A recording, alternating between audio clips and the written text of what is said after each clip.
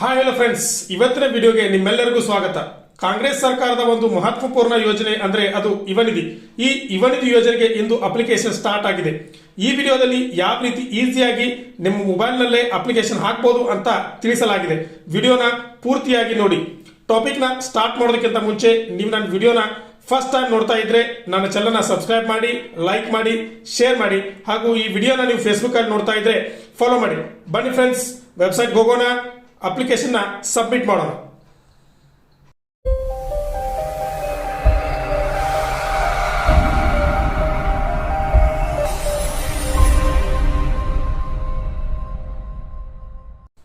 Friends, Google ಅಲ್ಲಿ ಸೇವಾ ಸಿಂಧು ಅಂತ ಟೈಪ್ ಮಾಡಿ. ಆ ಥರ ಮಾಡಿದ್ಮೇಲೆ ಈ ಥರ ಒಂದು ಪೇಜ್ ಓಪನ್ ಆಗುತ್ತೆ. ಇದನ್ನ ಸ್ಕ್ರೋಲ್ ಮಾಡ್ತಾ ಹೋಗಿ ಇಲ್ಲಿ ಕೆಳಗಡೆ ಗ್ಯಾರಂಟಿ ಸ್ಕೀಮ್ಸ್ ಅಂತ ಬರುತ್ತೆ. ಇದ್ರ ಮೇಲೆ ಕ್ಲಿಕ್ ಮಾಡಿ. ಮಾಡಿದ ತಕ್ಷಣ ಇಲ್ಲಿ ಬರುತ್ತೆ ಫ್ರೆಂಡ್ಸ್, ಕರ್ನಾಟಕ ಸರ್ಕಾರದ ಖಾತ್ರಿ ಯೋಜನೆಗಳು. ಈ ಥರ ಸ್ಕ್ರೋಲ್ ಮಾಡ್ತಾ ಹೋದ್ರೆ ಗೃಹಲಕ್ಷ್ಮಿ ಯೋಜನೆಗೆ ನೀವು ಇಲ್ಲೇ ಅಪ್ಲಿಕೇಶನ್ ಹಾಕ್ಬೋದು, ಗೃಹ ಜ್ಯೋತಿಗೂ ಇಲ್ಲೇ ಹಾಕ್ಬೋದು, ಶಕ್ತಿ ಯೋಜನೆಗೆ ಸಹ ಹಾಕ್ಬೋದು, ಯುವ ನಿಧಿಗೂ ಸಹ ಇಲ್ಲಿ ಹಾಕ್ಬೋದು. ನಾವು ಯುವ ನಿಧಿಗೆ ಹಾಕ್ತಾ ಇದ್ವಲ್ಲ ಅದನ್ನ ಸೆಲೆಕ್ಟ್ ಮಾಡೋಣ. ಮಾಡಿದ ತಕ್ಷಣ ಇಲ್ಲಿ ಒಂದು ಏನ್ ಕೇಳುತ್ತೆ, ಲಾಗಿನ್ ಅಪ್ಲೈ ಫಾರ್ ಅಂತ ಕೇಳುತ್ತೆ. ನೀವು ಇಲ್ಲಿ ಲಾಗಿನ್ ಐಡಿಯನ್ನು ಹಾಕಿ ಪಾಸ್ವರ್ಡ್ ಅನ್ನು ಹಾಕ್ಬೋದು. ಅಥವಾ ನೀವು ಹೊಸವಾಗಿ ಏನಾದರೂ ಇಲ್ಲಿ ನೀವು ಅಪ್ಲಿಕೇಶನ್ ಹಾಕಕ್ ಬಂದಿದ್ರೆ ರಿಜಿಸ್ಟರ್ ಮೇಲೆ ಕ್ಲಿಕ್ ಮಾಡಿ. ರಿಜಿಸ್ಟರ್ ಮೇಲೆ ಕ್ಲಿಕ್ ಮಾಡಿದ ತಕ್ಷಣ ನಿಮ್ಮ ಆಧಾರ್ ಕಾರ್ಡ್ ನಂಬರ್ ಕೇಳುತ್ತೆ. ನಿಮ್ಮ ಆಧಾರ್ ಕಾರ್ಡ್ ನಂಬರ್ ಹಾಕಿದ್ಮೇಲೆ ಇಲ್ಲಿ ಒಂದು ಕ್ಯಾಪ್ಚರ್ ಕೇಳುತ್ತೆ. ಇಲ್ಲಿ ಕ್ಯಾಪ್ಚರ್ ಹಾಕಿದ್ಮೇಲೆ ನೀವು ಹೇಗೆ ನೆಕ್ಸ್ಟ್ ಅಂತ ಹೊಡೆದ್ರೆ ನಿಮ್ಮ ಮೊಬೈಲ್ ನಂಬರ್ಗೆ ಒಂದು OTP ಬರುತ್ತೆ. OTP ಎಂಟರ್ ಮಾಡಿ ನೀವು ಪಾಸ್ವರ್ಡ್ ಅನ್ನ ಕ್ರಿಯೇಟ್ ಮಾಡ್ಕೋಬಹುದು. ಅಥವಾ ನಿಮ್ಮ ಹತ್ರ ಆಲ್ರೆಡಿ ಪಾಸ್ವರ್ಡ್ ಇತ್ತ ಅಂತಂದ್ರೆ ಇಲ್ಲಿ ನಿಮ್ಮ ಮೊಬೈಲ್ ನಂಬರ್ ಎಂಟರ್ ಮಾಡಿ, ಇಲ್ಲಿ ಪಾಸ್ವರ್ಡ್ ಅನ್ನ ಎಂಟರ್ ಮಾಡಿ, ಇಲ್ಲಿ ನಿಮ್ಮ ಮೊಬೈಲ್ ನಂಬರ್ಗೆ OTP ಬರುತ್ತೆ. OTP ಎಂಟರ್ ಮಾಡಿದ್ಮೇಲೆ ಈ ಕ್ಯಾಪ್ಚರ್ ಬರುತ್ತಲ್ಲ, ಇದನ್ನ ಕ್ಲಿಕ್ ಮಾಡಿ ಲಾಗಿನ್ ಮೇಲೆ ಕ್ಲಿಕ್ ಮಾಡಿ. ಈ ತರ ಪೇಜ್ ಓಪನ್ ಆಗುತ್ತೆ ಫ್ರೆಂಡ್ಸ್. ಇಲ್ಲಿ ನೀವು ಸೆಲ್ಫ್ ಡಿಕ್ಲರೇಷನ್ ಕೊಡಬೇಕಾಗುತ್ತೆ. ಅಂದ್ರೆ ಸ್ವಯಂ ಘೋಷಣೆ ಒಪ್ಪಿಗೆ. ನಾನು ಕರ್ನಾಟಕದ ಗೃಹವಾಸಿ ಆಗಿರುತ್ತೇನೆ.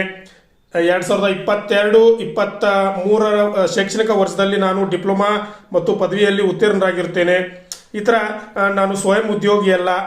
ಈ ತರ ನೀವೇನೋ ಒಂದು ಸೆಲ್ಫ್ ಡಿಕ್ಲರೇಷನ್ ಇಲ್ಲಿ ಕೊಡಬೇಕಾಗತ್ತೆ. ಇಲ್ಲಿ ನೀವು ಹೌದು ಅಂತ ಕ್ಲಿಕ್ ಮಾಡಿದ ತಕ್ಷಣ ಏನ್ ಮಾಡುತ್ತೆ, ಇಲ್ಲಿ ಕೆಳಗಿನ ಪೇಜ್ ಓಪನ್ ಆಗುತ್ತಾ ಹೋಗುತ್ತೆ.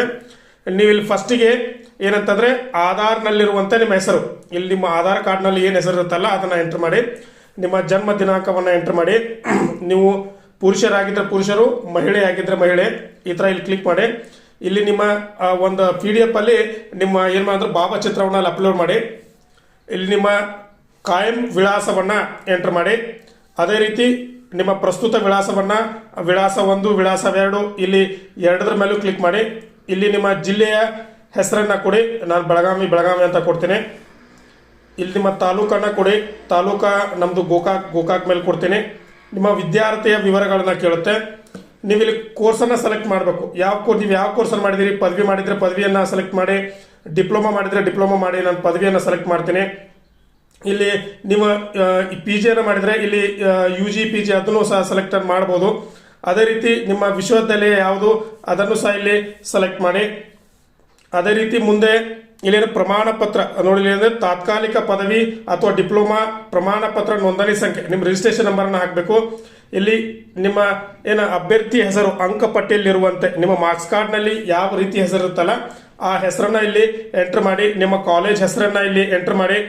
ಇಲ್ಲೇನಿದೆ ನೋಡಿ ಫಲಿತಾಂಶದ ದಿನಾಂಕ, ನಿಮ್ಮ ಸರ್ಟಿಫಿಕೇಟ್ ಮೇಲೆ, ನಿಮ್ಮ ಪದವಿ ಅಥವಾ ಡಿಪ್ಲೊಮಾ ಸರ್ಟಿಫಿಕೇಟ್ ಮೇಲೆ ಯಾವ ದಿನಾಂಕ ಇರುತ್ತಲ್ಲ ಅದನ್ನ ಇಲ್ಲಿ ಎಂಟರ್ ಮಾಡಿ. ಅದೇ ರೀತಿ ಕೆಳಗೆ ನೋಡಿ, ಗೃಹವಾಸಿ ಪರಿಶೀಲನೆಗಾಗಿ ಯಾವುದಾದ್ರೂ ಒಂದನ್ನು ಆಯ್ಕೆ ಮಾಡಿ ಅಂತ ಹೇಳ್ತಾರೆ.